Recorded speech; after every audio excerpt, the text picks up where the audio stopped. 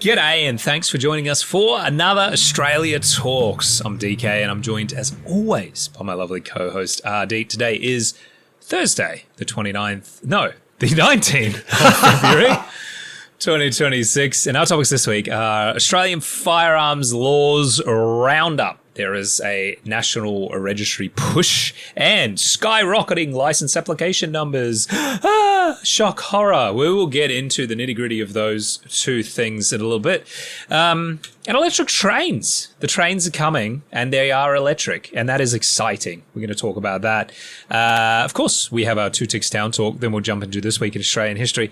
And we'll finish off as always with the 4X Bottle Top Trivia, which is train themed this week, but I'm going to be gentle because I went down a rabbit hole of train trivia to find these questions, and holy moly, is there a lot to know about trains. So if you're a train enthusiast, that doesn't surprise me. This will these questions will be very, very easy. So don't come at me. But before we get into all of that, let's catch up with the last week. Ardeet, hello. How are you? What have you been up to? G'day, DK. I couldn't believe it. Bloody Monday got a freaking summer cold on Sunday. Look, it wasn't a bad one at all. But on Sunday, I'm thinking, God, it feels like my nose is running. I think that doesn't make sense. We're sort of like in the middle of summer. Monday, I'm thinking, woke up and thinking, damn it, I have got this. So Tuesday, I sort of took it easy, pumped in like heaps of vitamin C and some Panadol. I think I had one, maybe two of the Sudafeds, the proper stuff, not the substitute stuff, and it seemed to knock it on the head. But yeah, I can't think of the last time I had a cold in summer. So yeah, it wasn't the worst. Don't even know where I got it from. Probably a supermarket or something like that in close contact. But yeah, so that was I was glad that was out of the way and had But on the good side, had a couple of people in here doing that need to get some stuff done in the garden, and there was a couple of odd jobs around the house that just keeps slipping off my list. So I thought we'll get in a handyman bloke to get a couple of things sorted out there, so they actually get done, and it's not another year goes by till it happens. And it was good experience. And I thought I've been lucky since I moved down here in the morning to Peninsula. Had pretty good luck with good experience with tradies.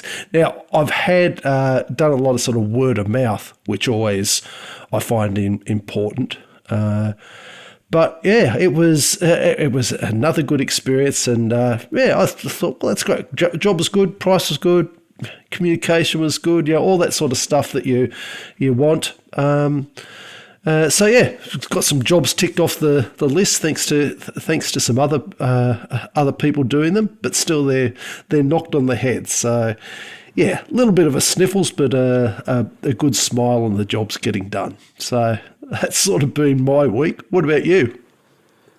I have been kind of frustrated with the weather, actually, because if listeners will remember last week, we were on a bit of a cyclone watch and we got slammed with rain, but that was about it. We sort of got, locally, we got about 165 mil in a day in a sort of a 24-hour period. There was some localized flooding, but thankfully, it sort of stopped for like an hour and then it just started again, so which had enough time for it to sort of clear off most of the areas.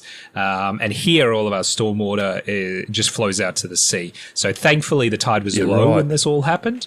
Yep. Previously, we've had pretty bad flooding in town, basically just because the tide was up and just too much rain, and it's got nowhere to go, so it all backs up.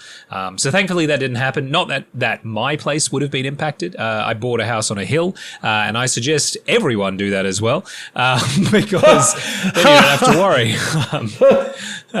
But obviously, not every house can be on a hill, and some people are sort of impacted by these things. But thankfully, most of the local area didn't get heavily impacted. Bit of sort of rainwater across the roads and things like that. Sure. And you know, again, we've repeated it so many times. If there's water over the road, you do need to be careful. Even if you have a 4-wheel drive, I got a nice big 4-wheel drive, but hitting water over the road at speed is pretty scary. Even when you're in a big 4-wheel drive, they can take it. So just slow down.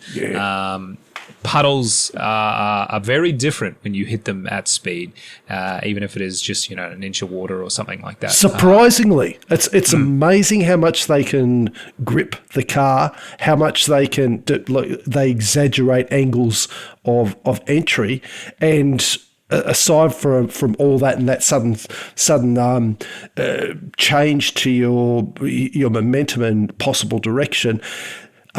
Even though you know the road, you don't know it's under a puddle, and you don't know whether that's hiding like a pothole that you would normally drive around. So it's I get the fun in driving along a road and going through a big splash in a puddle. It all just goes sprays up, and if the car's not clean, it can be a fun thing to do, but it's not great. No. And you can lose control. Yes. Which is obviously the big risk. And you can break your stuff. I did see locally there was a little Mazda 3 P-plater. Not quite sure what they were doing. Let's err on give them the benefit of the doubt that they were unawares and they weren't speeding, though, you know, you can hear the skepticism in my voice. But they hit quite a large puddle at speed, and it cracked their windscreen, and they were pulled over to the side of the road, hands on their head. Hopefully that's all I saw as I passed them. But I don't know what else they did. They were sitting there. I got stuck at the lights just after where they had hit this water, and they were sitting there with their hazard lights on, standing outside of the car with their hands on their heads. So I'm hoping it was just a windscreen, but you know, I don't know. It could have been more than that. It's probably flexed the chassis. Possibly, yeah. They hit it with some significant force, and this is one of those situations where there's no real need for it. Look, it is really fun to splash water everywhere, but you know, don't be silly. It will still splash up if you're doing 20, 30 Ks an hour.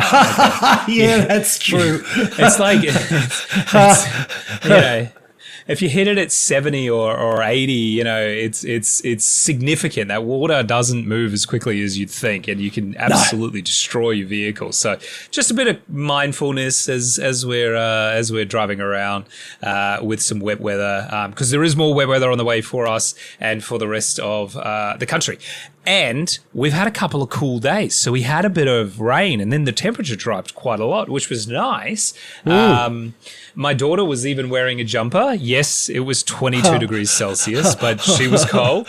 I told her to take it off because this was early in the morning. I was like, you don't need that for school. Yes, it's too cold. I was like, nah, it's going to warm up. And it, of course, does. So I think it was 30 degrees later that day. But we've definitely seen an uptick in the bit of the sniffles as the seasons are beginning to change as well. So keep yourself safe out there. Make sure you wash your hands, do all of those things, because all those autumn illnesses are starting to pop up. Though I'm kind of looking forward to some cooler weather. I was just saying to Ardeet before it started recording today that it's 32 here today, but it feels like about 35.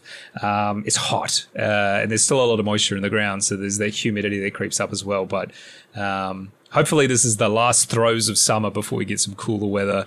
Fingers crossed. I suppose we are at that. I said before the middle of summer, but we're not. We're only a few weeks. Well, depending whether you do 1st of March or the equinox, but either way, that's not far away, really. No, yeah. If you go the 1st of March, next week's the last week of summer. Yeah, right. But up here, you know, winter doesn't really start until June, and we get like 2 weeks, and then Well, we say that, but last year was really cold, so we'll see what happens this year. We've had a pretty hot summer, so a nice cool winter would be not so bad, I reckon. Yeah. All right, let's move on. Let's get the blood pumping. Australian firearms laws, national registry push, and the skyrocketing license application numbers. Gun license applications have exploded following the announcement of tougher firearms laws after the Bondi terror attack. 2 days after the Bondi terror shooting, the New South Wales Premier flagged what would become the toughest gun laws in Australia, which became law on Christmas Eve. Had slided in while everyone else was busy. But the announcement sparked an unintended consequences. A boom in license applications that has stunned authorities, but it was expected by industry bodies and, quite frankly, basically anyone that knew what they were talking about.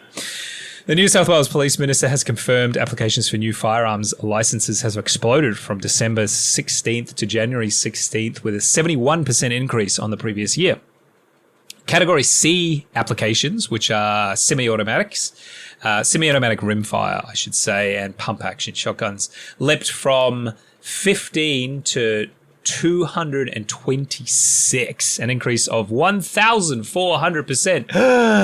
And applications to buy extra guns shot up by 33% to more than 7,500. Applications to be a firearms collector increased from 2 to 144. That's an increase of 7,000%, which is the headline you've probably heard on the news, because that sounds like a really scary number. And this is very much the favorite headline to run around scaring the public at the minute, along with the term unlimited gun ownership and 7,000% increase of applications. Very scary. I am here to, let's just turn the temperature down and actually look at this critically for a minute, because if you are one of the people that has been scared by these two numbers, you probably do not know what a gun collector's license actually is. So let's for a second pause, have a tangent, and actually look at what this means. So, as always, the sources for this topic will be in the show notes if you want to research and investigate this further.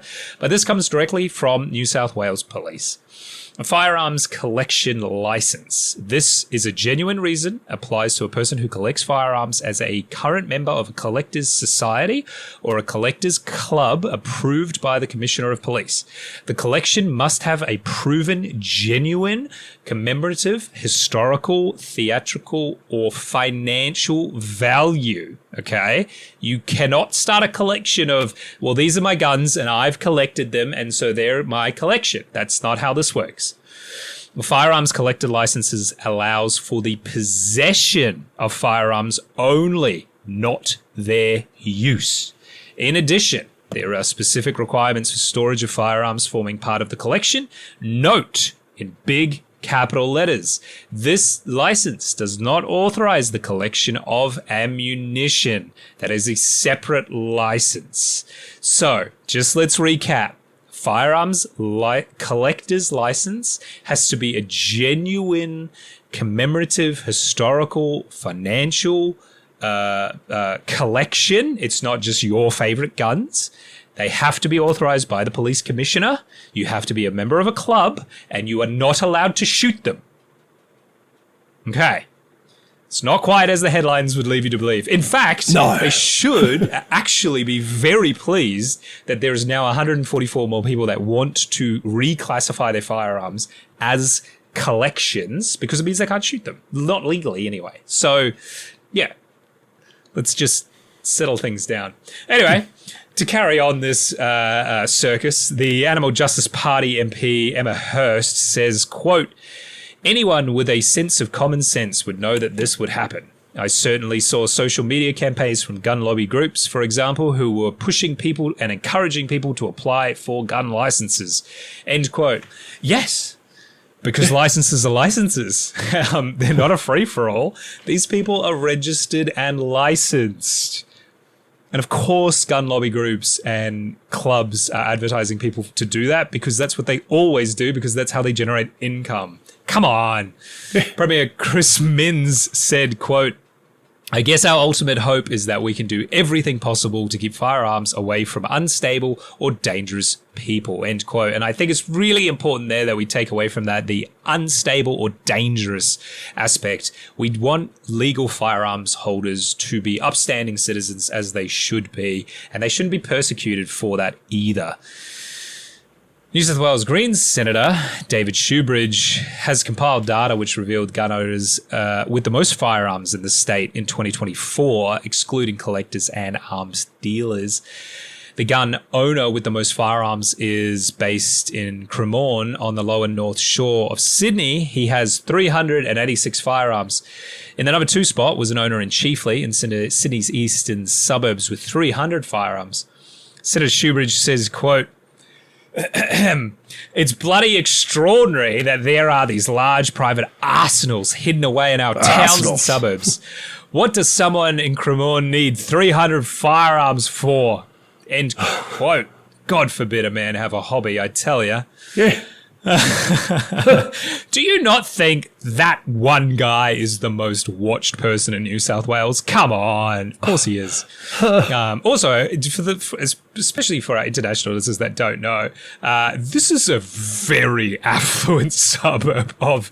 this would be the equivalent for our Americans of someone like living in Malibu with a huge collection. You know, a very prestigious upper class, very wealthy suburb. I'm sure that the person that owns this many firearms in that suburb probably has an underground vault that they're stored in or something like that. You know, this isn't some bogan out bush that's just got bloody guns in a field or something. Anyway, let's move on. Meanwhile, calls to establish a national firearms registry have intensified.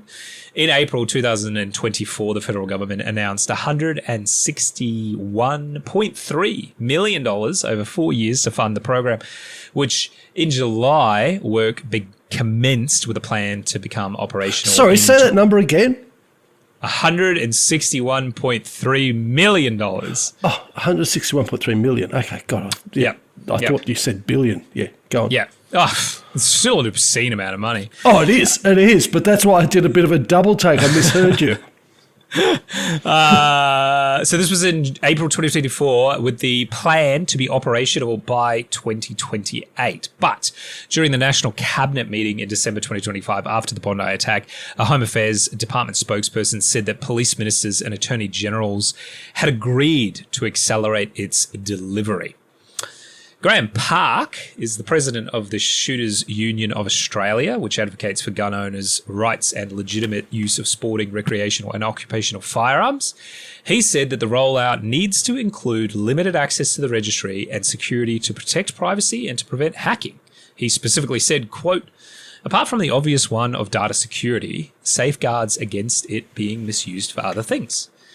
End quote. He says that the union had expressed concerns over mission creep, the idea that the data could be used for purposes other than what it is gathered for, through working groups with Federal Attorneys General's Department. He continued, quote, "Even though we don't like the laws and we don't agree with them, we will work to make them as practical as possible." End quote. A Home Affairs Department spokesperson said that all states and territories were upgrading existing registries, portals, and management systems to prepare for the register, which at this point sounds like it may be coming before 2028, but this is the government we're talking about, so who knows? It might be 2030 at this point. Look, there's a lot to unpack here. Obviously, the media's on a bit of a blitz at the minute, trying to scare everyone with their sensationalized numbers. I mean, they are truthful, but when you quote something that went from 2 to 144 as a 7,000% increase, it definitely sounds a lot scarier than it is. Yeah. But look, are you surprised, media aside, are you surprised by the increase in applications? And what are your thoughts on the National Firearms Registry? I'm not surprised by the increase in applications. I feel like I've seen a little bit more pushback from shooters this time. Just, obviously it's well, it's anecdotal, but we are seeing things like those increase in licenses. I feel like the rushing it through, not consulting with shooting groups and treating like othering shooters really got up the nose of a number of shooters that would normally sit back and say, "Oh well, we can't do much about it," as they've done to my frustration in the past. I don't think Australian sporting shooters are the most active protesters, but I think the bear was poked a little bit in this one.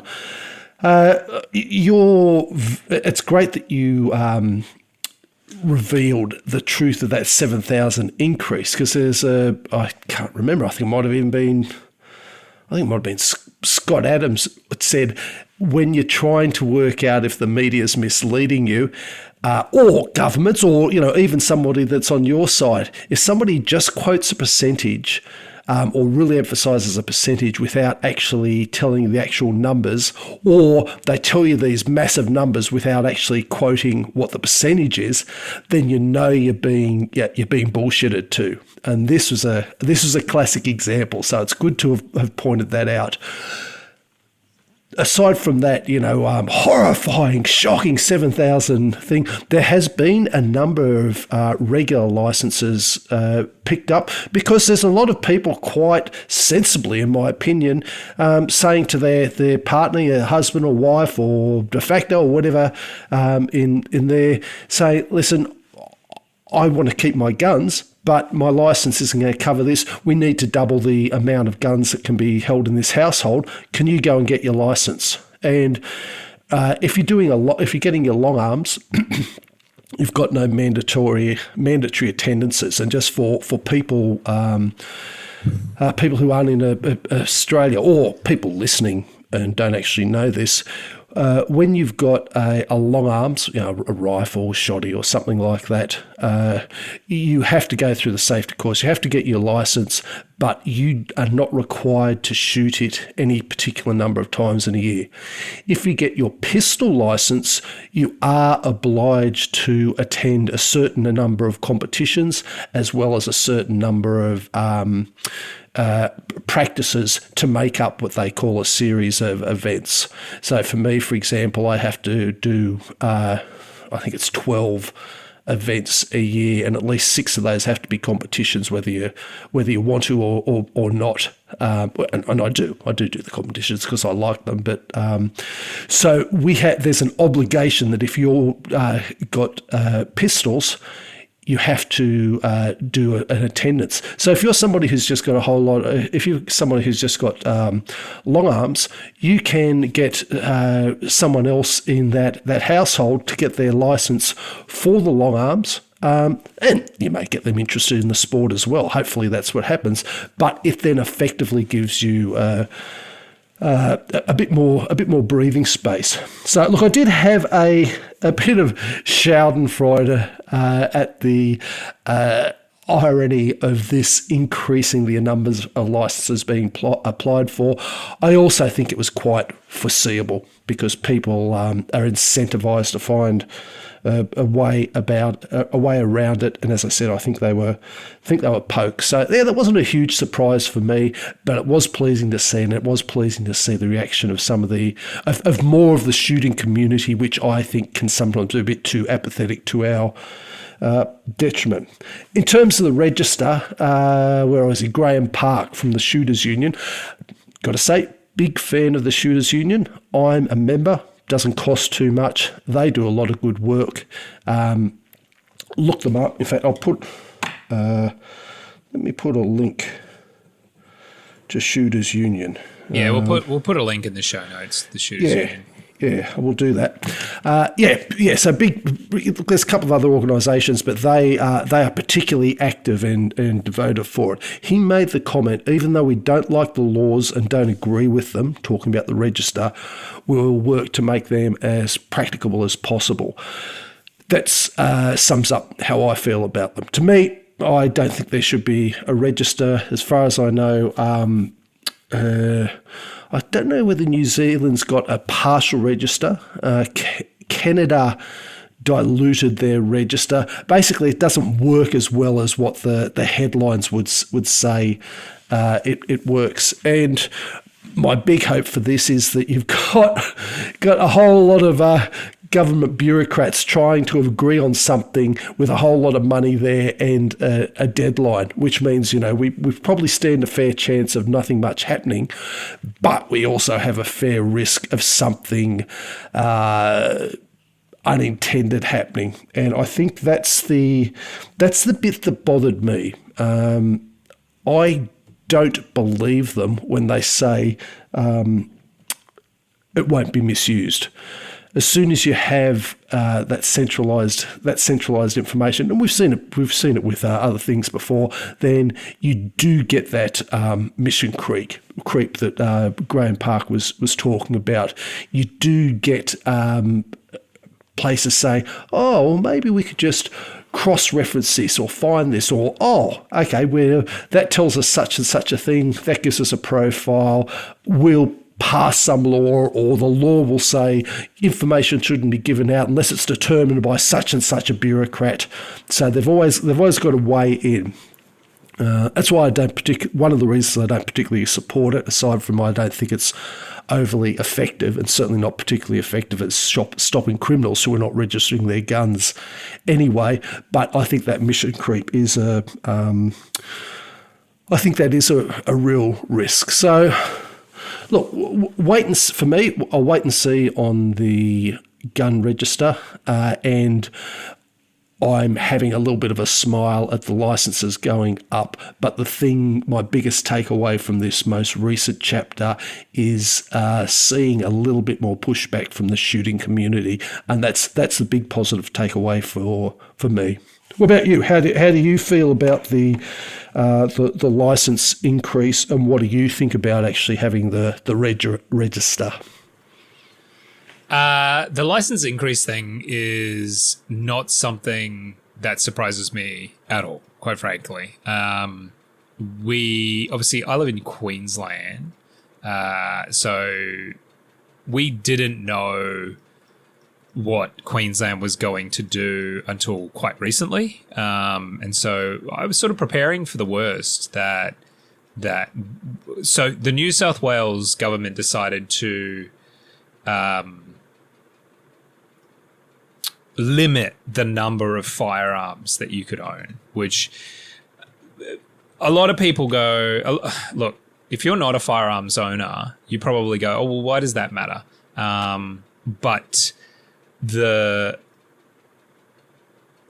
it's like you can only have 4 screwdrivers, which I know kind of sounds a bit absurd, but the reality is that is basically what for me, each of my firearms has a very specific use, and I can't just go pick 5 of them to keep, because it's not as easy as that, quite frankly. If Queensland was going to limit the number of firearms I could have, I would have got my wife to get her license, and I would have transferred a number of them to her license. And I think that's what we're seeing in New South Wales. So, because that was kind of the no-brainer for anyone that has more than 5 firearms, which is quite a significant number. Look, there's a lot of firearms owners that only have a couple. They might have 3 or 4, and that suits their needs. And so, not a problem, right? I'm not one of those people. I do have more than 5. I'm not telling you how many I have, but it's more than 5. Well, we both do. Yeah, and so I said to my wife, we had a conversation about it. Obviously, she's fine with having firearms in the house. She's used them under supervision on a licensed firearms like shooting range and things like that. So she was like, "That's fine. I'll get that as well." I would still, in that situation, I would still have to get rid of a couple, but the point is that now I don't have to get rid of everything, So this isn't surprising to me. I would have actually thought that the numbers would have been maybe slightly higher, but then I'm probably underestimating how many people have a significant number of firearms in New South Wales. It actually wouldn't surprise me if there's a number of shooters that decide to move from New South Wales. Pretty drastic, but it wouldn't surprise me because some people are going to feel very betrayed by their government. And in my opinion, they probably should, because this legislation, as we've spoken about again before, was pushed through very, very quickly with very little community consultation. There's a number of small businesses in New South Wales that are going to essentially just go out of business because their entire industry has just been turned on its head. And no one's saying that things shouldn't change after Bondi. I do think this is significant knee-jerk reaction that probably should have been better thought out. And the blame really should be with the New South Wales government failing its citizens and allowing these people access. So the registry... I'm very conflicted on the registry. There's a part of me that goes, this could be really useful in some ways, and it could actually be beneficial to shooters. So, for example, how it works now in Australia, I think in every state and jurisdiction, if I wanted to go out tomorrow and buy a new firearm, I would have to figure out what I want to buy. And then I would have to submit an application to the police to tell them what I want to buy. And then they will decide, yep, you are licensed to have that. Yep, you can have that. We'll record it and everything like that, right? So this, again, comes back to how highly regulated this industry actually is. We call that a permit to acquire. The problem with that process is it can take anywhere between a week, if you're lucky, to several weeks to basically get a firearm that you're already licensed to have, right? This isn't like a first time thing. If for your first firearms, at least here in Queensland, and I'd imagine many of the other states are the same, you do have a mandatory waiting period of 28 days. Generally speaking, though, it's significantly longer than that. I think license applications are taking up to 3 months anyway. So, you can't just on a whim, on the drop of a hat, go and buy a gun and do something horrendous with it. It's a long process, and you really have to get through the slog, which is by design to a point, and not necessarily a bad thing to sort of de-escalate situations. However, the process should be a lot simpler. I should be able to walk into a gun shop as a registered firearms owner. I should be able to walk into a shop and go, here's my license, here's my details. Can you punch in what I want to buy and get approval? And it should just be like within a minute, basically instantaneously. We have the technology. Yep. I shouldn't be mailed. Look, if I don't know exactly the gun I want and where I'm buying it from, it comes in the post. It's a piece of paper that I take to the gun shop, and I go, here's my piece of paper to say I've been a very good boy and I'm allowed to have this, please. And then they have to fill it out, and then they take a copy and they give me a copy, and then that is sent to the police registry and blah, blah, blah, blah. And you wonder why they need $161 million to get their systems up to grade. It's because it's friggin' paper that they're dealing with, right? This is how antiquated the system is. And so I go, look, the upside could is the operative word here, could be that it can streamline that process and actually make it easier for legally registered firearms owners to get the things that they're legally registered to own, right? And that could be brilliant. I don't know that's what's going to happen. I don't. If I'm being cynical, it's probably not what's going to happen. And I do think this system could be abused in the future. Probably not now. Probably not soon. but could be a point in history, you know, I don't know, a tyrannical government. Yeah, like I'm thinking worst case scenario here, so just hypothetical, you know. I don't know. We could have tyranny in Australia and they could go, well, these people, this list of people are a problem. And they could, if that's the case, they can do that now because each state and territory has their own lists of firearms owners. So, you know, it make things easier, I guess, but it's probably not going to stop something like that. I don't know. I feel a bit weird about it because I do think that it could so easily be abused. And I'm not creative enough, clearly, as my one hypothetical just immediately fell apart as soon as I said it. By myself, mind you, I broke it down. I'm not creative enough to think about the worst case scenarios that these registries could have. But I just think it's one of these, you know, a big database of look, if it gets hacked by, I don't know, underworld figures or something like that. Now you've got a list of people with what guns they have, where they live. You know, it doesn't exactly stipulate what security they have or anything like that, but it could so easily be abused if it gets into the wrong hands. And we've seen a similar thing happen in New South Wales. Unfortunately, the Greens Party decided to explicitly get the data from the police to single out postcodes of how many firearms are in a postcode and how many people own them. And that's how we know that there are people in the state of New South Wales with over 300 firearms and what suburb they live in. And the problem with that is, because I can hear people already going, well, why is that a problem? The problem is some of those suburbs are very small. And there's only a handful of houses in them. And it's probably quite easy to go, well, that guy in that house probably has a significant number of firearms in his possession.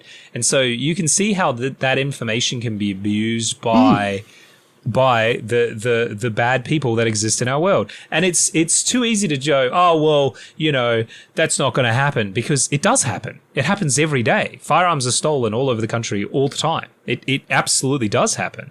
And most of the time that it does happen is because people know that person has firearms and they specifically target them to take them.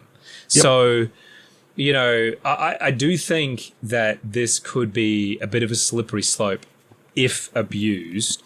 And like you've said before, how many times does something have to be abused before we realize that maybe having big databases of really personal information for people just out in the open isn't a great idea? You know, maybe we need some serious security on this sort of stuff. And look, we know the government are capable of doing it, and I hope that they prioritize that, because unfortunately they haven't in the past.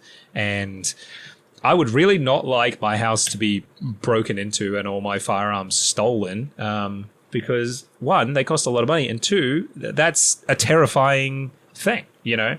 Here in Australia, we don't have castle laws. I cannot legally use my firearms to defend my property. So I just have to sit there and watch them steal them and then call the police and hope they arrive on time and don't shoot everyone. So, yeah, you know, pretty grim way to end this subject, but that's kind of the reality. It is the reality of what's going on. And look, I know there's probably a lot of people that are listening to this that are quite pro-gun that are going, yeah, here. But there's also probably a lot of people that are listening to this that aren't, or they might be confused and want more information. And I would urge you, reach out to us. I would love to have a chat to anyone that wants to talk about it. You can reach us out at australiatalks@proton.me. We're more than happy to have a discussion. And actually, if we get enough, we can do a bit of a Q&A and stuff like that about this. If you'd like to, like a special episode or something like that. So reach out, let us know, and let's move on. It's time for our 2 Ticks Down Talk. I've been everywhere, man. I've been everywhere, man. Across the desert, fair man. I've breathed the mountain air, man. I've traveled, I've had my share, man. I've been everywhere. This week we're going back up north to Tennant Creek in the Northern Territory. So we last visited that in July 2023. So I'll leave a link in the show notes if you want to go back to that episode. Bit of a recap on the town before I launch into what caught my eye this second time. Tennant Creek, it's a outback town in Northern Territory, roughly halfway between Alice Springs and Darwin on the Stuart Highway. So it's about 1,000 k's, 600 odd miles from Darwin. It's the main hub of what's known as the Barkly region. Got a population of a bit over 3,000, and about 55% of the residents identify as Indigenous. So, unsurprisingly, Aboriginal people have inhabited the Barkly region for over 40,000 years, and Tennant Creek is known as Jernkurraka in the local Warrumungu language. So they've got the Warrumungu have got a rich heritage of ceremonies, art and storytelling. Quite a few sacred sites around there, including the famous Devil's Marbles, or Kalu Kalu, about 100k south, which they see as eggs of the rainbow serpent from Dreamtime lore. And just remind me, DK, did either of us do a Two Ticks Town talk that had the Devil's Marbles mentioned? I'm sure we did, but I was going to say, okay, didn't you do it? Or maybe I can't remember. I'll quickly go back and look, because I'm sure we've done one at some point. Yeah, I thought we did too, because that sounded so familiar. But given it's forgotten, probably me. But anyway, so that's one of the things there. A local sacred site. Unsurprisingly, history includes tough periods of displacement, putting on reserves, assimilation policies, and land battles. But there has been a strong resurgence through land rights. There's a whole lot of land claims handed back in 1990s. And there's also a cultural centre like Niinkaka Niunyu, which showcases the Warrumungu stories and art.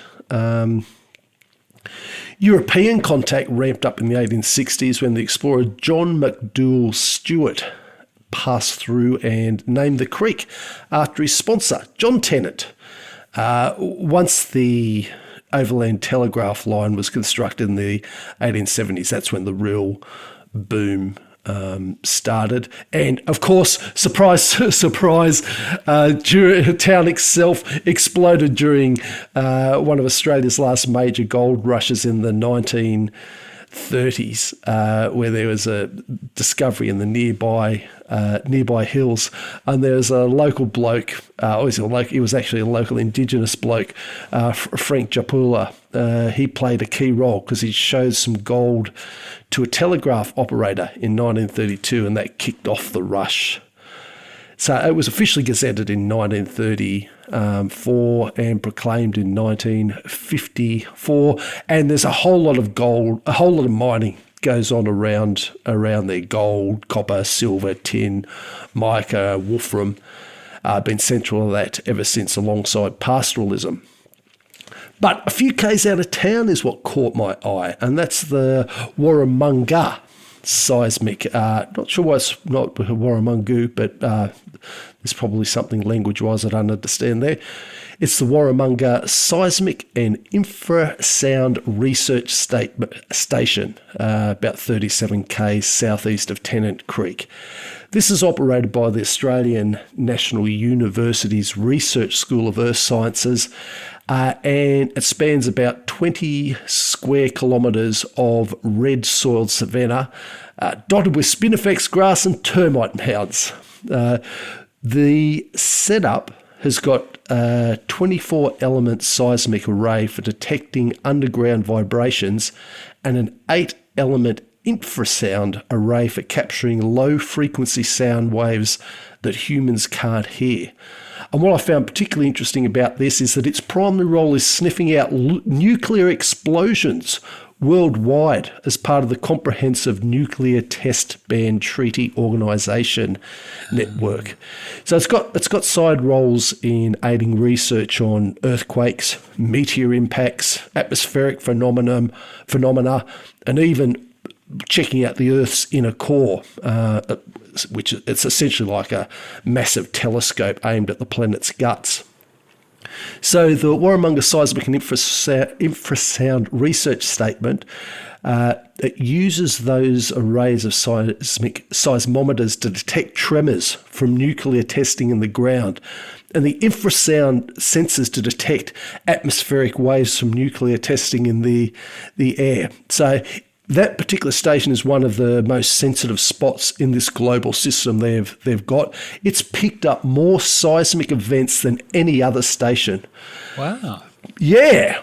Now, it's got the advantage that it's an isolated station. It's in a very geologically stable area, and it's far from the coast and human noise. So it's ideal for that. But yeah, it's got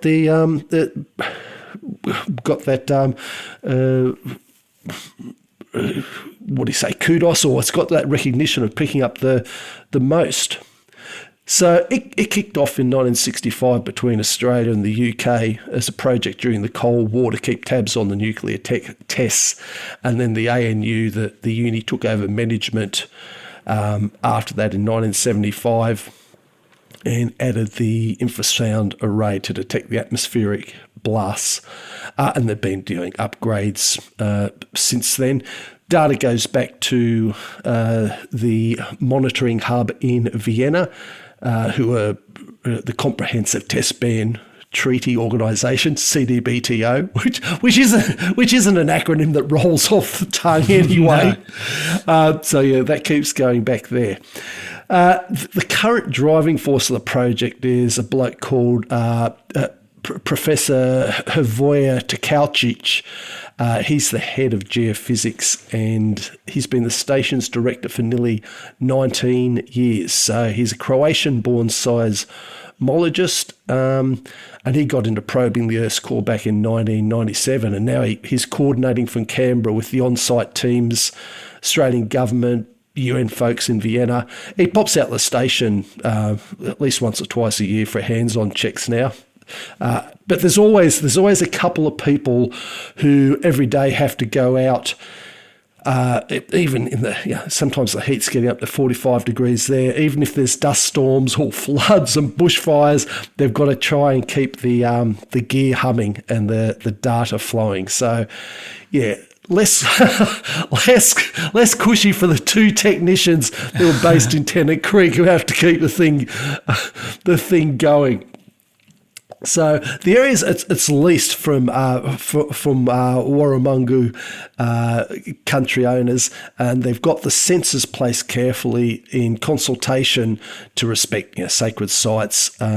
So it's an interesting blending of cutting edge sites with Indigenous stewardship. So it's one of those things that keeps working better and better. Australia actually, because the logical question follows in, well, how many of these things are there? So Australia's got 21 facilities in the international monitoring system, and we're the third most worldwide behind the US and Russia. But Warramunga's the only university-run site on behalf of the government and treaty organisation. So, look, Australia's got a whole lot due to geography, strategic positioning, and a historical and political commitment to the Comprehensive Nuclear Test Ban Treaty. Australian government's been on that since the very beginning. And the IMS is designed for global coverage. So, Australia, including its territories like Antarctica, Macquarie Island, and others in the Indian and Southern Ocean, so it covers a huge swathe of the Southern Hemisphere with low background noise and stable geology. So, branching out from there, globally, the international monitoring system, which is still getting completed, it will consist of 320 monitoring stations, plus 16 radionuclide laboratories for detecting radioactive particles in the air. So they'll end up having 337 facilities across 89 countries, and over 90% of them are already operational and sending real-time data to the CDBTO's International Data Centre. So, a couple of fun facts. The centre has detected all 6 Northern Korean nuclear tests, including a biggie 7,000 kilometres away in 2017. They first scientifically captured Australia's epic morning glory rolly clouds in the 1970s via the infrasound detectors, which is, I found interesting. I don't pretend to even understand the science, and I don't know if you look up morning glory rolling clouds, and there's just these massive, beautiful, impressive, they roll banks of clouds that I don't know what the atmospheric conditions are for them, but obviously something that sets off these infrasound detectors. They also even log wildlife antics. Occasionally they'll get goannas that cozy up to the seismometers and throw things out a bit, or they get wild brumbies thundering by. But yeah, the staff can distinguish between things like that and distant blasts. Just I suppose because obviously you have to be able to, but I suppose there's all those things that the boffins there can work out from the different waveforms.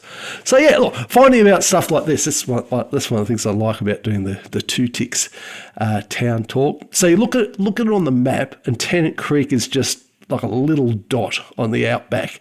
But then you zoom in, you find a thriving community near some natural wonders in the midst of mining, contributing to the Australian economy, while playing an integral part in ensuring that the Comprehensive Nuclear Test Ban Treaty is honoured. And I think if you jump up and down hard enough, they may just pick you up at the Warramunga station at this week's Two Ticks Town Talk of Tennant Creek in the Northern Territory. I've found, just going back to the very start, I did it. It was the 4th of December, 2025. So this was not very long ago. About the Devil's Marbles, or the Kalu Kalu, for the Two Ticks Town Talk. So shouldn't be too far back. Have a look in your podcast player. Yeah, and you should find it there. But no, that's really cool. I would imagine it would be quite interesting to sit down with them and for them to sort of go through exactly how the process works. But I'd imagine there's a lot of not much happening, and then suddenly, look, we've got one, and sending it off. So it would be mostly boring and very, very exciting all at once, until the next one. Look, I reckon there'd probably be a fairly steady stream of side data, as they sort of implied by things with monitoring the Earth's core, because if you get an earthquake on the other side of the world or in a particular location, I can't remember why I was reading about this. Not reading about it.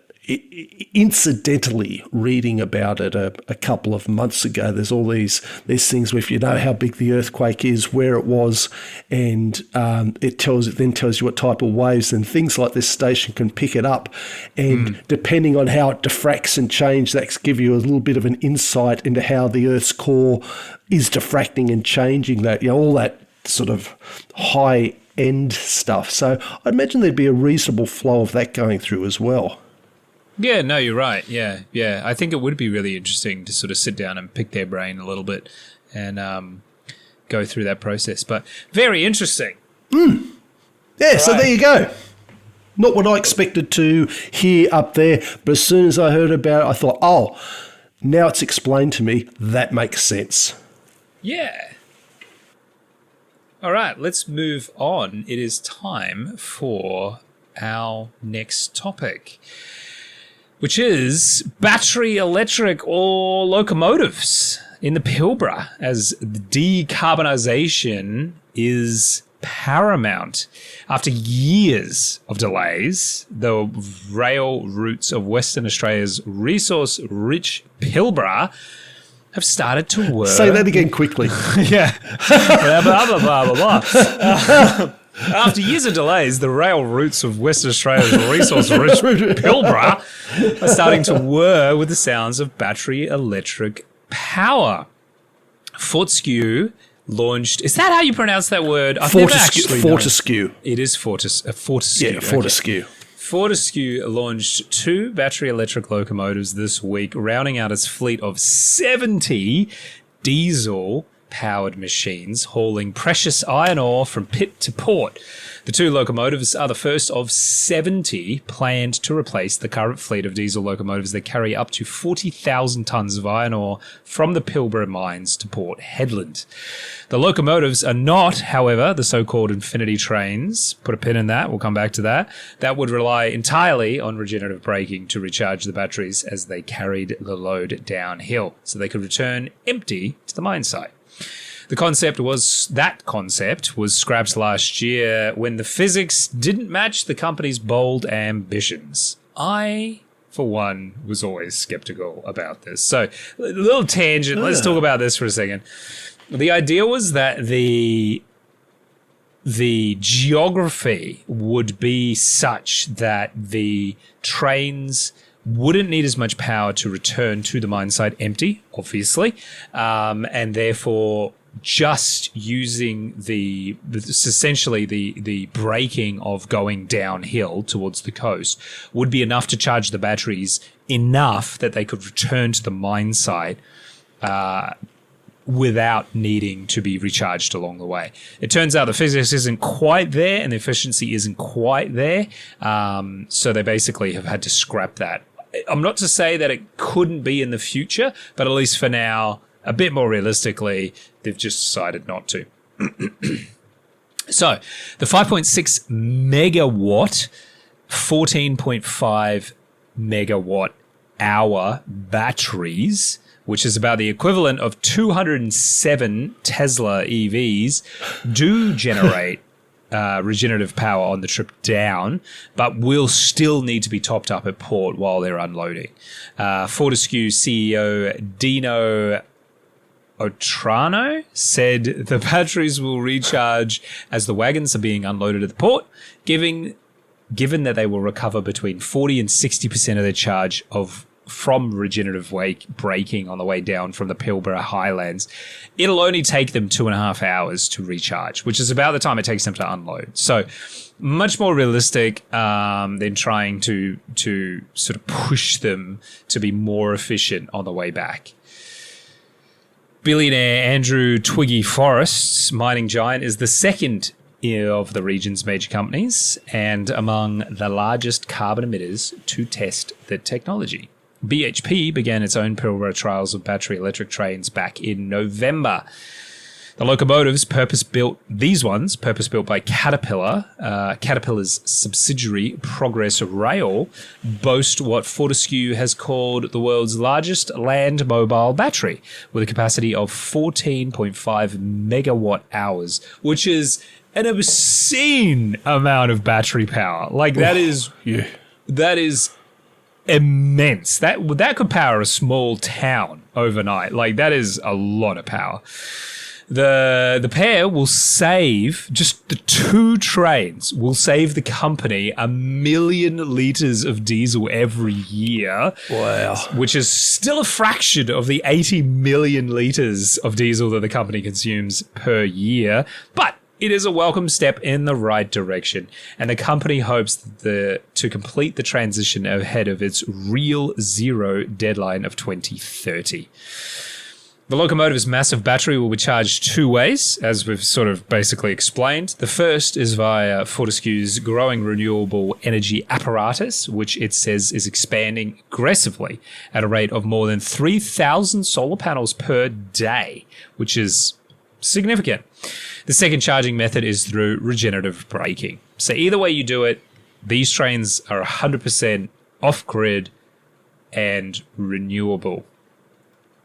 BHP's Vice President of Operational Decarbonisation, Daniel Heel, said that the company's own Wabatech locomotive prototypes were undergoing no-load commissioning. He says, quote, The intent is that we'll have those pulling iron ore in the Pilbara in the coming months. Diesel, for us, contributes about 2/3 of our emissions per day. End quote. And I'd imagine the cost savings of not having to buy millions of litres of diesel are a massive incentive to decarbonise as well. So, not only mentioning how long you'd be standing there having to hold that pump. I mean, I think this is one of those ones that is kind of a no-brainer. Like, they're obviously marketing as we're decarbonizing, we're going total off grid. You know, that's 2 thumbs up. We're doing the right thing. But I think just like from a financial point of view, this makes sense for them to do. They get the PR win, and you know, that's cool, and I have no problems with that.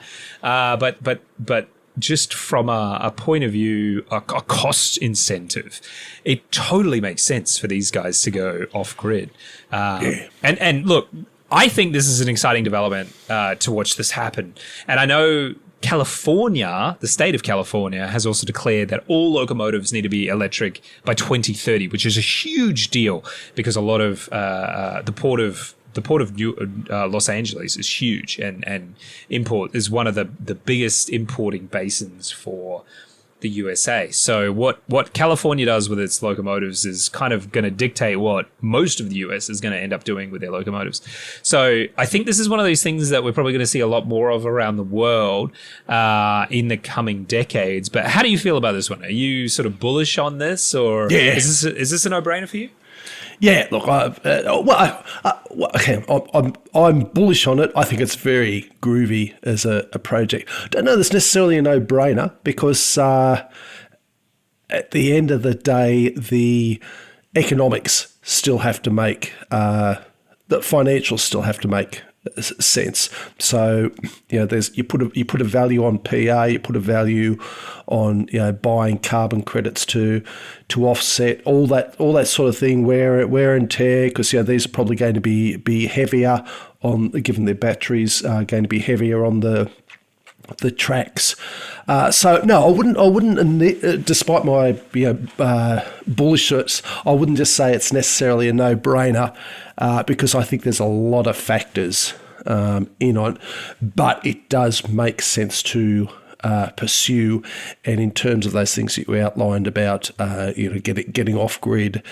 Cutting off the fuel. I mean, it's one of those things that once you are set up for essentially being your own power source, then external geopolitical events with supply chains that impact diesel and other things like gas no longer affect you, so you can still produce your product. Now, what you have to do at the other end, I don't know. That's another thing, but it gives you a lot more flexibility, and that extra flexibility can often be the edge that works out to be very important for a company. And you stand back and have a look, and you think, if Fortescue's doing it, BHP's doing it, and I'm assuming there's other ones around the world, but if those two are doing it, they're not stupid. They're big money guys. They're huge operations. So that tells you something about the project out there. Look, I know there's some naysayers out there who criticise Twiggy Forrest and Fortescue for not completing all their projects and for not repaying all taxpayer funding. I think people forget just how big and complicated these projects can be, and that it's unreasonable to expect results to be perfect on their first design. Like you said, this is 2 out of their, like, what was their fleet, 70 or something. That sort of number. That's a huge amount of diesels, huge amount of trains, each of them doing a 40,000 ton run. If you can't appreciate just how complex that is, and I know once you get it set up and you've got things running, there's that, but you've got the maintenance, you've got the scheduling, you've got the logistics. It's really, and then trying to introduce this and put it in there. I think a lot of people who scoff at the things like that well, I tend to ignore them more and more nowadays. Hurrah, says the old man. But I do. And I think people often tend to expect results to be perfect on the first design. A lot of these things do require iterations. You talked about that in Infinity Train. Now, it sounded like it was a good idea. There was probably a whole lot of things on there that people said, yeah, we'll do that. It's figures are good enough that we're going to try. But then when they got on there, they found out that the friction on the rails was more than they expected. So these are the things that you find out. Like you look at what Musk is doing with sending all his rockets up. You know, he blew up a lot of stuff, and now it's just it's a bit trite to say run of the mill, but essentially his launches, sending them up and doing the satellites, they just go like clockwork. They happen. They work because of all these iterations. So we've got to expect the same thing to happen here. And then on the money side, I note that repayments are apparently, and that's emphasis on apparently, being made where required. And I also think too, people forget that many of these subsidies or payments do have a risk assessment attached to them. So, governments, big corporations, taxpayer money, that's all very murky. But I think sometimes it's one of these things that people just like to dislike it because it's big and it's involved with mining, and they forget just how important something like iron ore is to Australia and to our everyday life. So very happy to see this. I think it's definitely something we're going to see more and more of. It's amazing to me, the size of it. I also too when they said Pilbara Highlands, I sort of hadn't really thought of that. I always sort of think, oh yeah, up there flat, but I suppose of course there's going to be a bit of a slope down. So yeah, look, it'll be interesting to see how this develops. Who knows? We might even see this get used as part of, slow rail trips that are completely green between cities where people are quite happy to take a while, knowing that there's virtually no emissions and that you just take it along nice and quietly and happily on the green locomotive. Who knows where this will lead, but it's interesting to see that it's gone from, oh, wouldn't this be nice one day, to no, now we're actually going to be hauling ore with it. So what do you think about it, and what do you think about how Fortescue's gone with the development of this? Sorry, my mic button got stuck there. I think this. I was like started talking, and I was like, wait, what? I think this is a great idea, and I do think this is a no-brainer. I've actually just looked it up. The Pilbara on average is about 300 meters above sea level, but there are mountains that are over 1,200 meters, so that's 4,000 feet above sea level. So I'm not sure exactly what direction their route does take down to the coast, but naturally it is a fair significant decline, which sort of makes this more like, it makes more sense to do this than in other parts of the world, because you've got that nice downhill slope. You're very heavy. So, like, exceptionally heavy. One of these trains would arguably be one of the heaviest things to move on the planet at any one time. And of course, that uses a lot of energy to get it moving. But once it's moving, it uses a lot of energy to slow it down. So they can take advantage of that. Given the fact that they're estimating that they will recover between 40 and 60% of the battery's charge just from regenerative braking on the way down from the Pilbara all the way down to the coast. So that kind of shows you how much energy they expend just getting these trains moving. It makes sense, and they've got the money to invest in the electrical infrastructure to basically build it out. You know, as of right now, they're building, what did I say? Somewhere on here, 3,000 panels a day. That's a lot of solar. I don't know how long they're doing that for. Like, I don't know what their end goal is. I couldn't actually find that. I'm sure it's hidden somewhere in some press release. But I do think that Fortescue's gotten a bit of a bad rap around this. I do think there's been a couple of sort of articles, some of which we'll link in the show notes as always, that was sort of a bit critical about it, going like, well, you know, they're not doing enough. And it's like, well, you know, 2 trains is a start, and they're planning, if this works, they're planning to replace their entire fleet. So, like, let's give them the benefit of the doubt here. Like, yes, big mining companies run by billionaires, the source of all evil, of course, we know that, blah, blah, blah. But, like, credit where credit's due, you know, they're giving it a go. They don't have to do this. You know, this is a self-imposed deadline of 0 carbon emissions by 2030. No, the government isn't forcing them to do this, right? This is good business. And frankly, it's good PR as well. And so, credit where credit's due. They've decided real 0 by 2030, even if they fall short by a year or 2.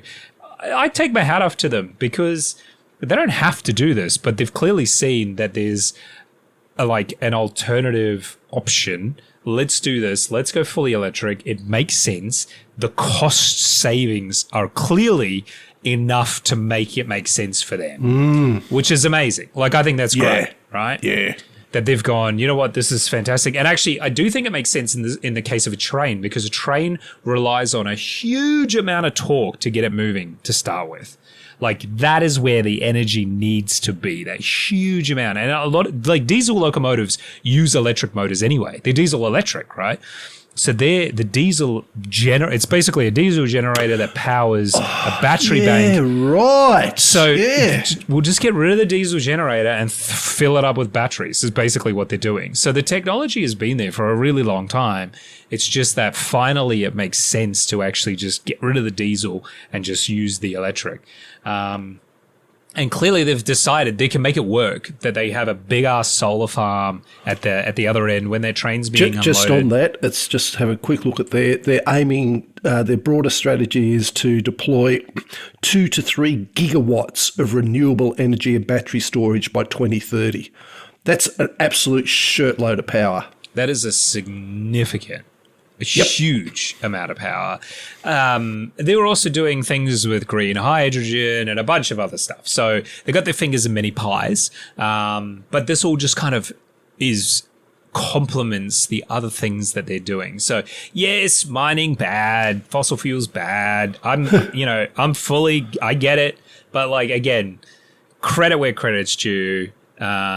They're, like you said, we need iron ore. Last time I checked, like, I like things made of steel, and I think we should continue doing that, right? So, you know, I get it. Coal mine's bad, you know, oil extraction, blah, blah, blah, blah, blah. But let's be honest, like, of all the mining, the iron's the good one, right? We can all agree. Like, yeah. Well, you hope so. More of that, right?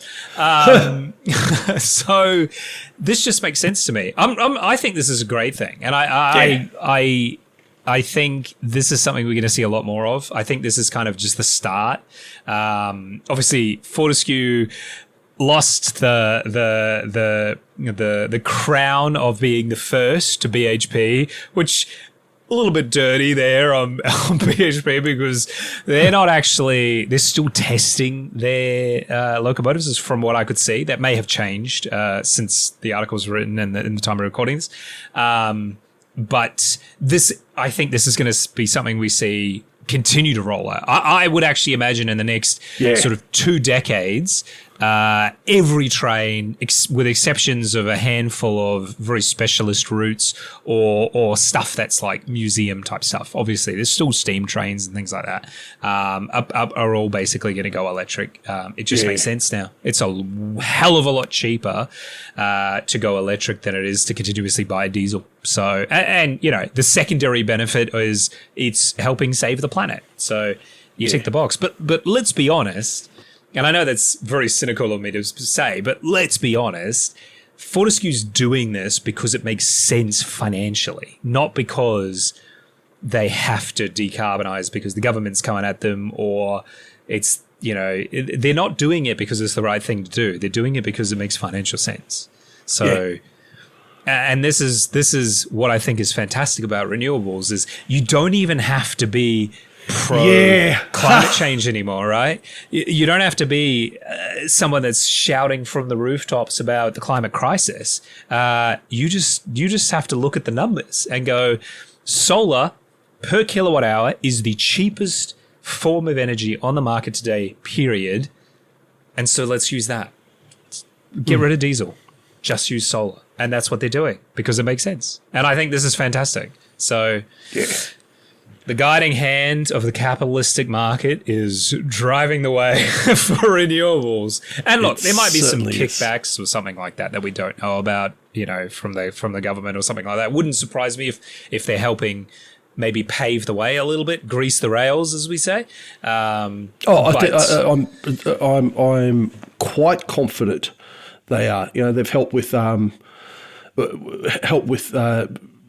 like they've given a number, like, you know, tens, probably a couple of hundreds of millions for different investments and different projects. Not necessarily, not 100 millions, tens of millions. Not necessarily just here you go.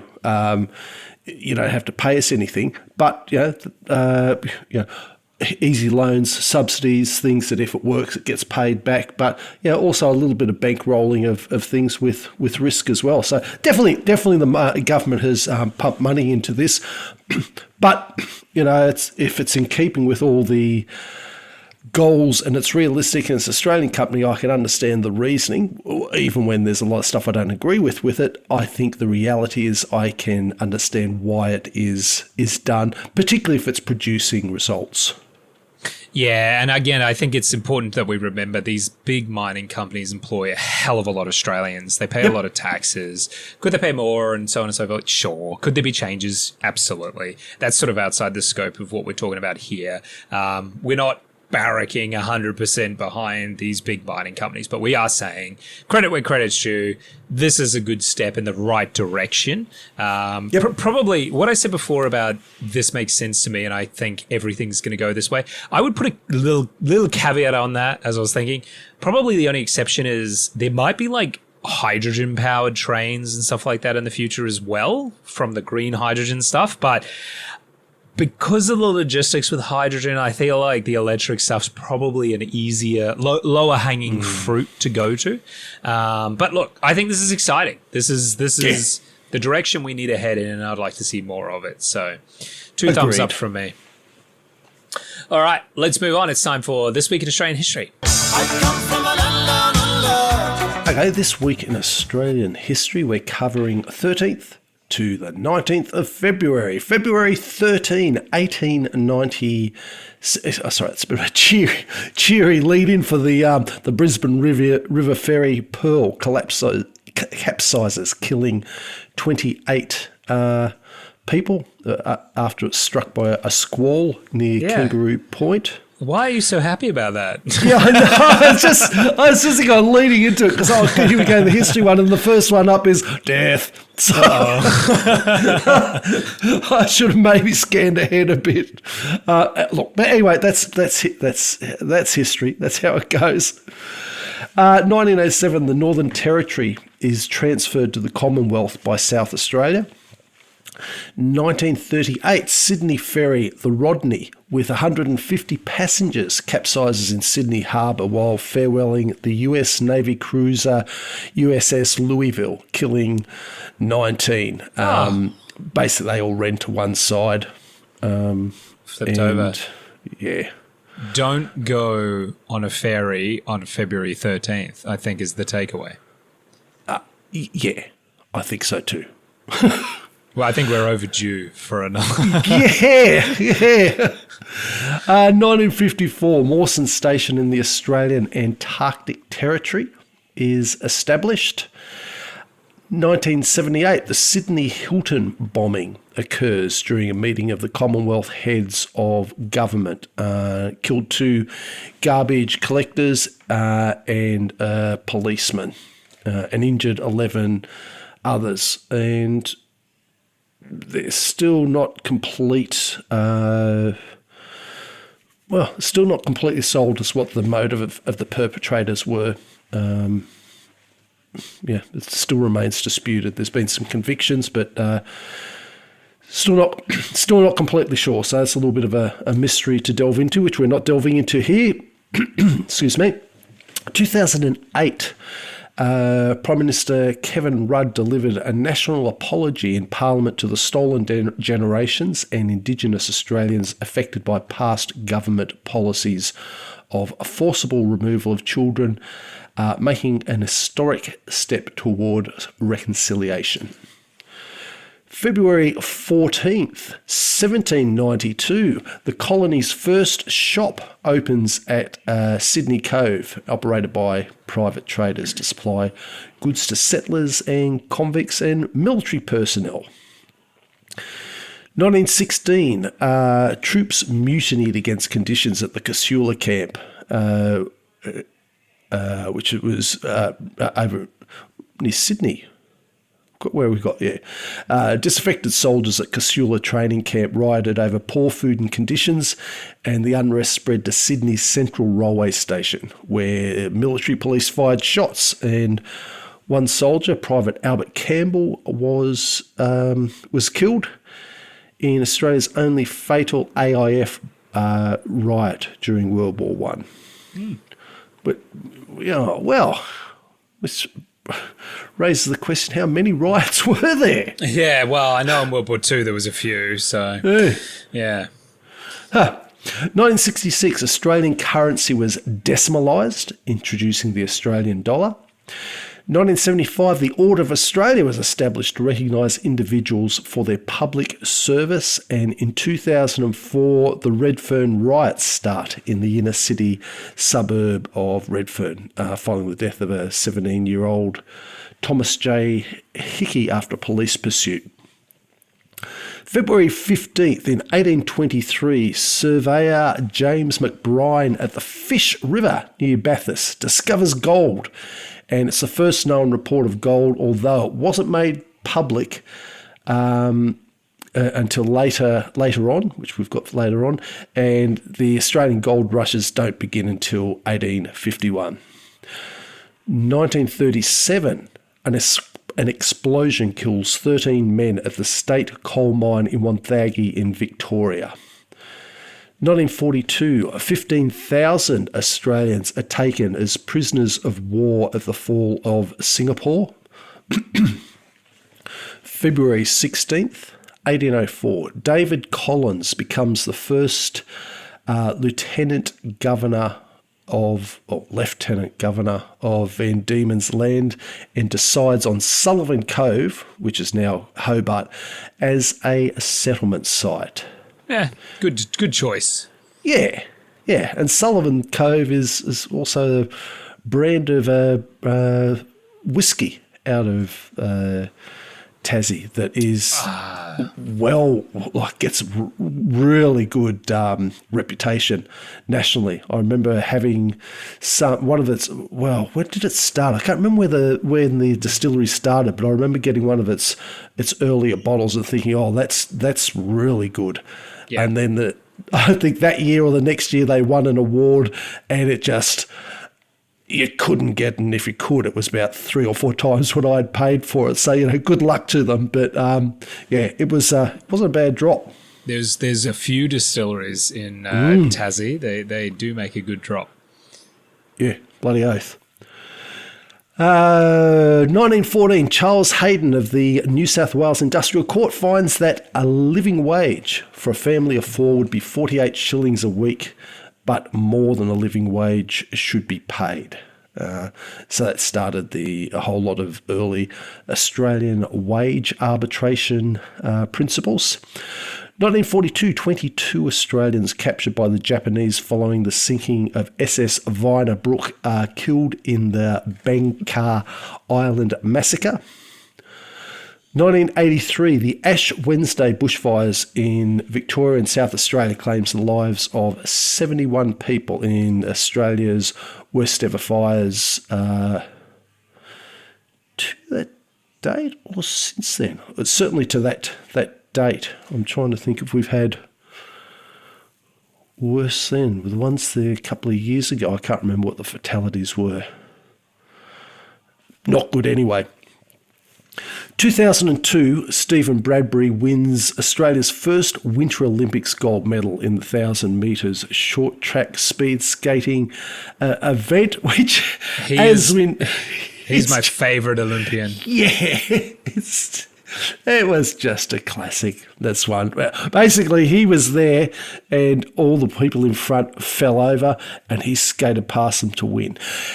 However, that was in the final, so he still qualified. He qualified it. He went through a whole lot of stuff to actually make it to even getting to the Olympics, and then once he got in there to even get into the final. So, he was... he was actually very good. He came second in his heat, and he won the quarterfinal time to qualify. So he was very good, right?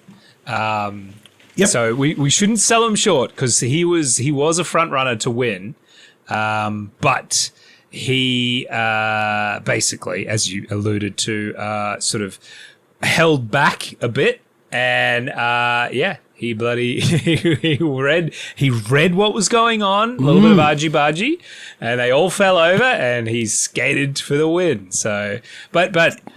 He is a bit of a folk hero here in Australia, and some people go, he bloody what? Like as if he was someone out of the crowd, right? Like, exactly.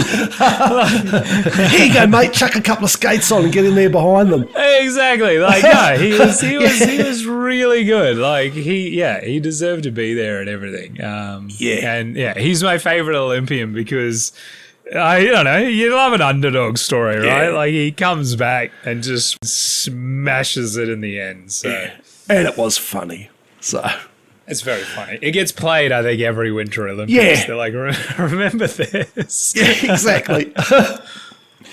February 17th, 1882, the first cricket test match at the Sydney Cricket Ground begins. 2003, hundreds of thousands of protesters join. Millions more in other cities around the world in protesting the Iraq War, and they were the biggest street protests seen since the Vietnam War. Yeah, didn't matter though. No. Didn't make a difference, did it? Yeah, exactly. They still sent them. February 18th, 1793, the first school in the colony opens in an unfinished church building in Sydney. 1958, 200,000 people assembled to meet the Queen Mother in Brisbane during her Australian tour. So that was one of the largest crowds assembled for a royal visitor in Queensland's history. 2001, 4 people are killed when a landslide forces a bus into a ravine at Cradle Mountain. And February 19th, on the home stretch, 1942, Japanese bombers bombed Darwin during the Pacific War, killing at least 243 people. 1943, Parliament approves the Defence Civil Military Forces Act 1943, introducing conscription for service in the South West Pacific War Zone. That was under the Curtin government. 1955, the Southeast Asia Collective Defence Treaty, CETO, comes into force following ratification aimed at countering communist expansion in the region during the Cold War. And as I love to allude to every time this comes up, this is the reason we joined the Vietnam War. Side note, do you think we should have a CETO equivalent today? Or do you think it's a bit antiquated? A CETO equivalent, so not necessarily combating the scourge of the commies, but, yeah. but more as a defensive alliance for almost region. like almost like a almost equivalent of a Southeast NATO type of thing. Yeah, which is what CETO was meant to be. I've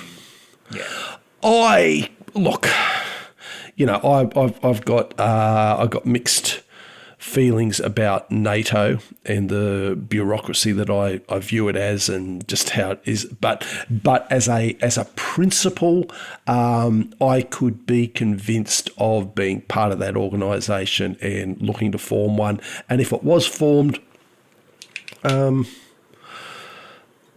I think it'd be reasonable for Australia to be part of it. But I'd have to see why. And you want the details. You're a details man. Yeah, I want the details, and I also want to see what the obligations are, and costs and all that. But look, as an off the cuff, do I reckon it'd be a good idea? Yeah, I agree with you. It probably would be. Finally, rounding out February 19th, 1998, Zali Steggall became the first Australian to win an individual medal at the Winter Olympics, taking bronze in the downhill slalom. And as cold as it was in Nagano, I'm sure Zali and her team did give some of that good Japanese beer a nudge. I love your transitions. Fantastic work. All right.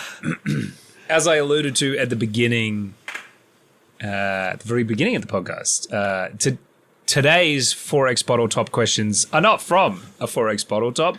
They're all about trains. And I don't know how many 4X Bottle Top questions there are about trains, but I'm going to assume it's very few. We've actually, I'd say so.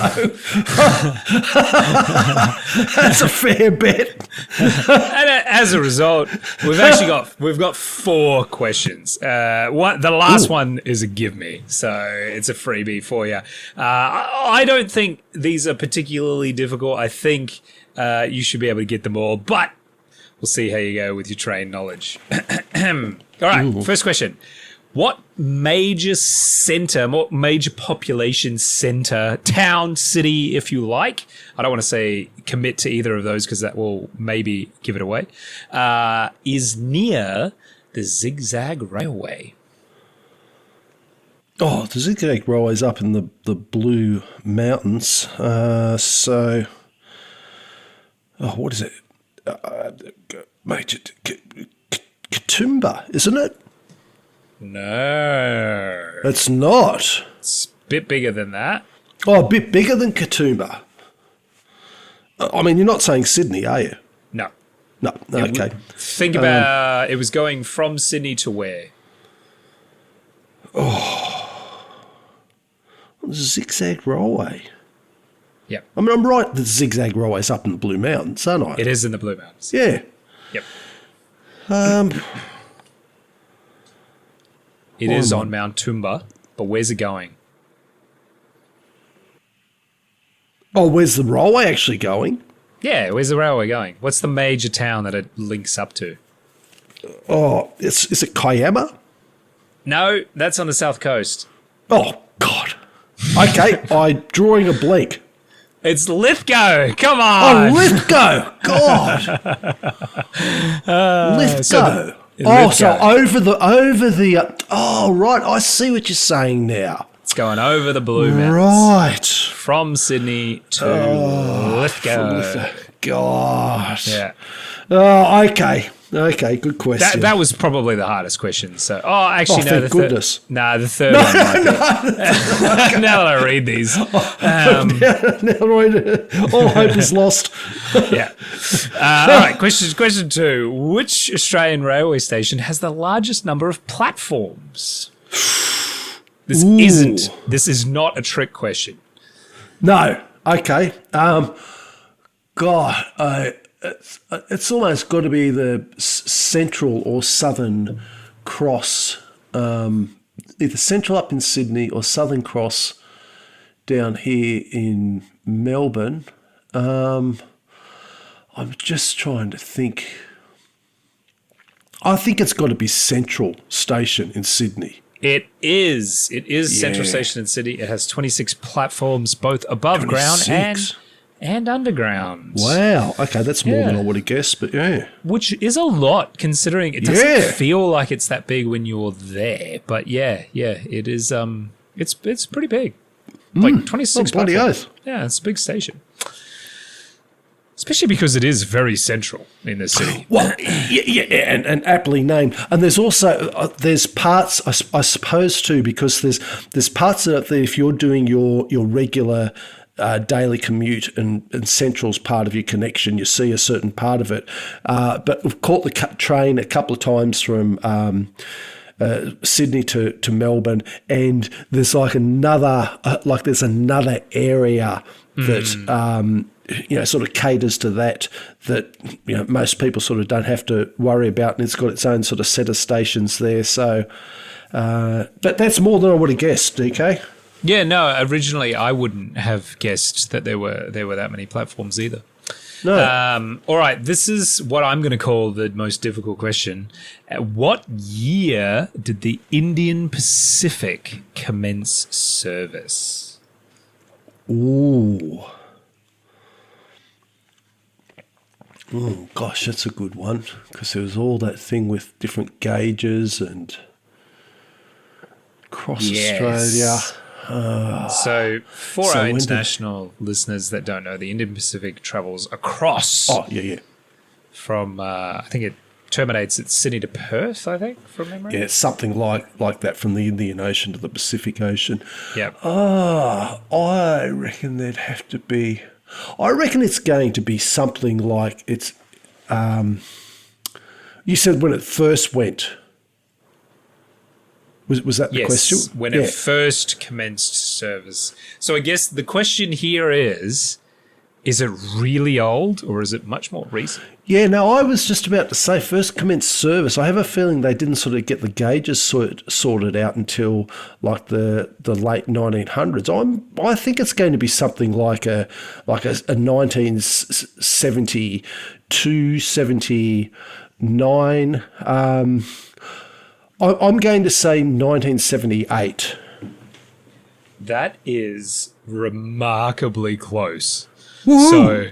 So, I think I'll give that to you. The answer is 1970. And like I said, this is one of those ones that's like difficult to go because it is quite popular. It feels like it's been around for a really long time, but no, you're right. I think what clued you off was the different gauges, and that's what sort of held it back for a long time. So, well reasoned out there. And finally, you should definitely get this. What's the name of the passenger train between Adelaide and Darwin? We've talked about it multiple times and we've both agreed that we want to go on it. Maybe one day we'll go together. We'll do a special podcast from it. It's called the what? Thomas the Tinker. No, it's called the GAN.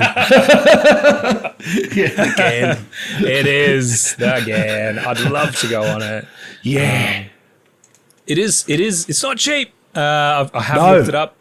That's a few thousand. Yeah, I think they sort of, the reasonable. It's about $3 or $4 grand per person, but it is a once in a lifetime sort of trip. I think it's pretty special. It's like some of those river cruises and things you get in Europe, where, you pay the money because you can't get anything else like it. So yeah.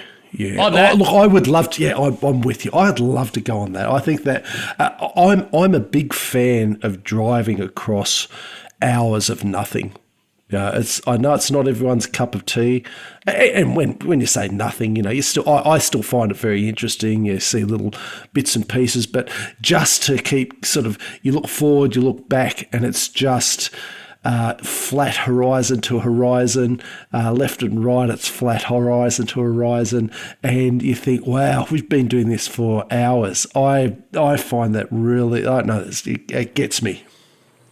I'm with you. It's absolutely fantastic. There's something so beautifully desolate about the deep outback, and this is one of those journeys that you can't even really do very easily by car, the way that the train travels. So also much more luxurious on the train. So big fan. Definitely one day it is on my bucket list. A high priority on the bucket list, I should say. It's definitely going to happen. It's just a matter of when. So look. Thank you so much for joining us for another Australia Talks. If you have any feedback or suggestions for topics, please get in touch with us on our email, australiatalks@proton.me. If you've been on the GAN, let us know. Tell us if it's worth it. I'd love to actually get some feedback. That would be fantastic. We'd also be grateful if you could subscribe, give us an honest review, as this helps us out immensely. But the best thing you can do for us is just share the podcast with a friend if you think they might like it. Otherwise, join us next week for another episode of Australia Talks. As always, thank you for listening. And don't forget, tell your mum I love her. Thank you, DK. Choo-choo.